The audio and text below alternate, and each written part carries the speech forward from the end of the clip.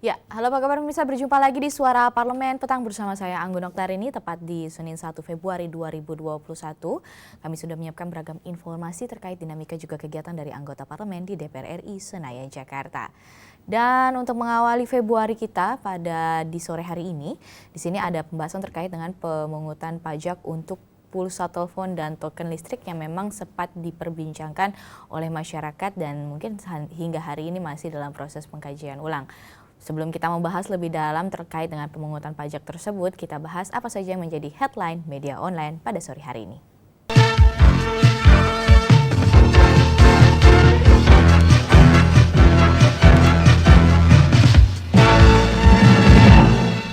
Headline media online yang pertama datang dari cnnindonesia.com di mana DPR RI minta pemerintah antisipasi lonjakan COVID-19 libur Imlek. Dan di sini Wakil Ketua DPR RI, Sufmi Dasko Ahmad meminta pemerintah dapat mengantisipasi lonjakan kasus infeksi virus corona atau COVID-19. Mengingat kurang dari 2 pekan lagi akan masuk libur Hari Raya Imlek dan peringatan antisipasi juga diminta Dasko ketika merespon pernyataan Presiden Joko Widodo yang mengakui bahwa kebijakan pemberlakuan pembatasan kegiatan masyarakat atau PPKM di Jawa hingga Bali yang digelar untuk kedua kalinya tersebut dinilai tak efektif menekan laju penyebaran COVID-19. Dan di sini lebih lanjut, Dasko menyerahkan bahwa pemerintah untuk segera memformulasi ulang kebijakan penanganan pandemi COVID-19. Salah satu langkah yang bisa ditempuh menurut beliau adalah mengkaji ulang usulan atau rencana libur panjang pemerintah. Headline media online yang kedua dari Kompas.com di mana antisipasi COVID-19 Kejaksaan Agung kembangkan simulasi persidangan virtual. Badan Pendidikan dan Pelatihan atau Badiklat Kejaksaan Republik Indonesia pada 2021 ini mengembangkan perangkat virtual reality atau VR untuk pembelajaran praktik sidang atau simulasi sidang pengadilan. Kepala Pusat Penerangan Hukum Kejaksaan Agung Leonard Ebenezer Simanjuntak menyatakan bahwa pengembangan teknologi atau VR dilakukan Kejagung ini merupakan salah satu upaya mencegah penularan COVID-19 dalam proses pendidikan dan pelatihan jaksa. Leonard mengatakan uji cabang perangkat VR simulasi sidang itu telah dilakukan Kepala Badan Diklat Kejaksaan Republik Indonesia Tony Tribagus di sini di gedung Badiklat Kejaksaan Republik Indonesia Ragunan, Jakarta Selatan tersebut, dan ia menjelaskan di dalam ruang simulasi ada layar yang menampilkan gambar ruang sidang pengadilan lengkap dengan berbagai atribut seperti bendera merah putih dan bendera pengadilan. Berita selanjutnya datang dari CNBC Indonesia di mana duduk perkara pajak, pulsa dan token listrik ala Sri Mulyani. Akhir pekan lalu kehebohan terjadi karena pajak baru yang diberlakukan Kementerian Keuangan. Hal ini mengundang konfirmasi langsung oleh Menteri Keuangan Sri Mulyani Indrawati. Kartu perdana dan tidak akan berpengaruh kepada harga di tingkat konsumen melalui PMK di PMK 6.3 2021 penerapan PPN hanya sampai pada tingkat distributor besar maksud kami. Dan di sini konfirmasi juga disampaikan Direktorat Jenderal Pajak dan Kementerian Keuangan yang menekankan bahwa pengenaan PPN 10% lewat aturan ini menyederhanakan pemungutan PPN. Dan hingga penanganan PPN yang mulai berlaku hari ini, Direktur Penyuluh Pelayanan dan Hubungan Masyarakat DJP Hestu Jogja di sini juga menjelaskan bahwa pengenaan PPN pulsa selama ini ada di hampir setiap jalur distribusi penjualan. Apapun kebijakan yang sedang diupayakan oleh pemerintah, baik juga di sini diwakili dari Kementerian Keuangan, ini semoga program tersebut tidak berdampak khusus bagi masyarakat luas atau merasa dirugikan dari kebijakan tersebut. Pemirsa, setelah ini kita akan bahas terkait dengan pungutan pajak untuk pulsa telepon dan token listrik. Jangan kemana-mana, tetap saksikan Suara Parlemen.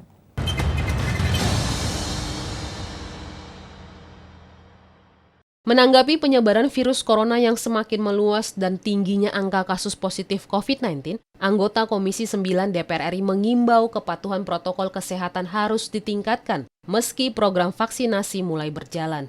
Di Gedung Nusantara 1 DPR RI Jakarta, Intan Fauzi mengatakan, vaksin COVID-19 tidak sepenuhnya mematikan virus corona di tubuh seseorang, sehingga harus tetap disertai disiplin protokol kesehatan. Penerapan PPKM di wilayah zona merah sudah tepat, namun harus diikuti pengawasan ketat oleh Pemda dan Satgas COVID-19. Penanganan artinya bicara protokol kesehatan 3M atau sekarang dikembangkan menjadi 5M itu adalah satu keharusan. Tapi yang saya tekankan betul adalah kewajiban dari pemerintah yaitu 3T, test, tracing, treatment. Sementara itu, anggota Komisi 9 DPR RI Elva Hartati berpendapat, edukasi dan sosialisasi protokol kesehatan harus tetap masif karena kedisiplinan masyarakat mulai menurun. Di sisi lain, pemberian sanksi sosial perlu secara kreatif agar tumbuh kesadaran bersama dalam menekan penyebaran virus corona. Menurut pakar yang kemarin kita ketemu, kalau walaupun divaksin, 3M itu tidak diikuti, tidak dilaksanakan, tetap banyak yang terpapar. Program vaksinasi COVID-19 sudah dimulai sejak 13 Januari 2021 yang akan dilakukan dalam 4 tahap. Di sisi lain, pemerintah menerapkan PPKM sejak 11 Januari 2021 yang diperpanjang hingga 8 Februari 2021. Hilman dan Nurbani, TVR Parlemen, melaporkan.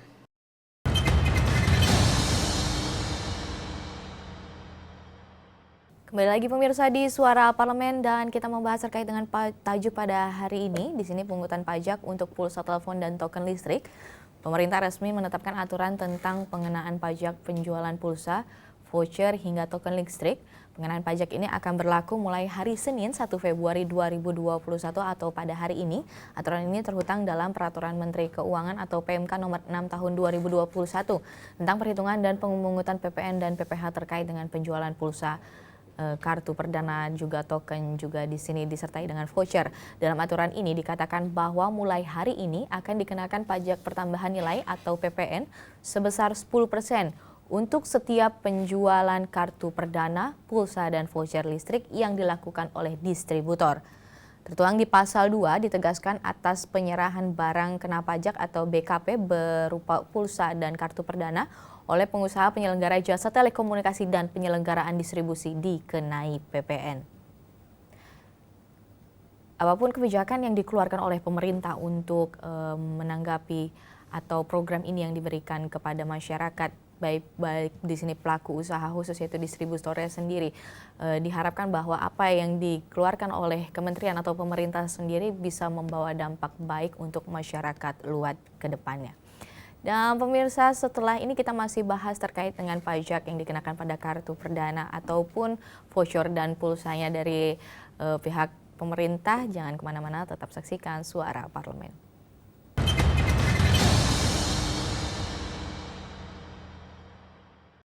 DPR RI masih melakukan koordinasi dan pengkajian secara komprehensif mengenai adanya wacana vaksinasi COVID-19 yang dilakukan secara mandiri. Vaksinasi tersebut bertujuan untuk memutus mata rantai penyebaran COVID-19 di Indonesia.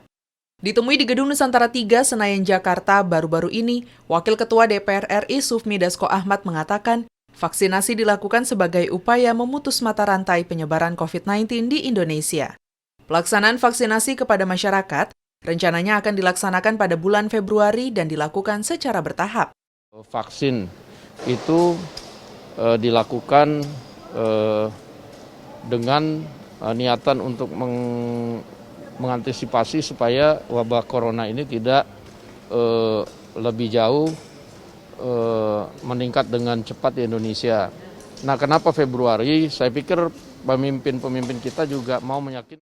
Terkait perlu tidaknya pemerintah dibantu oleh pihak swasta dalam menjalankan vaksinasi secara mandiri, Sufmi Dasko Ahmad mengatakan Komisi 9 DPR RI masih melakukan koordinasi dan pengkajian mengenai vaksinasi mandiri, dan pimpinan DPR RI masih menunggu hasil kajian tersebut.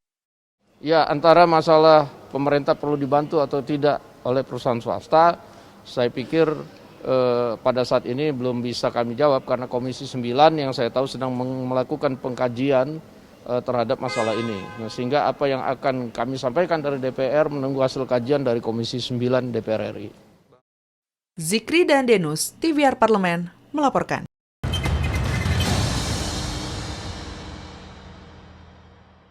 Staf khusus Kementerian Keuangan Justinus Prastowo menjelaskan masyarakat seharusnya tak perlu kaget ataupun risau dengan pemberlakuan aturan baru pemungutan PPN dan PPh. Aturan pungutan pajak sudah keluar sejak era Presiden Soeharto, artinya tak ada pajak baru yang dipungut dari masyarakat Dan dirinya menegaskan pengaturan pemungutan pajak PPN dan juga PPH di sini hanya berlaku bagi distributor besar, bukan untuk menyasar pedagang pulsa atau token retail dan konsumen.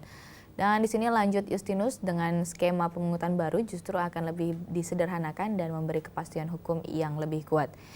Ini dikarenakan pulsa atau token tak lagi hanya berbentuk fisik, namun saat ini juga berupa elektronik.